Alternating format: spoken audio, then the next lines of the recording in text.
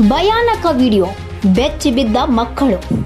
ತರಗತಿಯಲ್ಲಿ ಮಕ್ಕಳು ಇದ್ದಾಗಲೇ ಖಾಸಗಿ ಶಾಲೆಯೊಂದರ ಗೋಡೆ ಕುಸಿದು ಬಿದ್ದಿರುವ ಘಟನೆ ಗುಜರಾತ್ನ ವಡೋದರಾದಲ್ಲಿ ನಡೆದಿದೆ.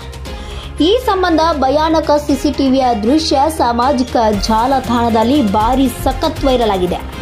ಘಟನೆಯಲ್ಲಿ ಒಬ್ಬ ವಿದ್ಯಾರ್ಥಿ ತಲೆಗೆ ಗಾಯವಾಗಿದ್ದು ತಕ್ಷಣ ಆಸ್ಪತ್ರೆಗೆ ದಾಖಲಿಸಲಾಗಿದೆ. ಉಳಿದ ವಿದ್ಯಾರ್ಥಿಗಳು ಸುರಕ್ಷಿತವಾಗಿದ್ದಾರೆ ಎಂದು ಶಾಲಾ ಪ್ರಾಂಶುಪಾಲರಾದಂತಹ ರೂಪಲ್ ಶಾ ಹೇಳಿದ್ದಾರೆ.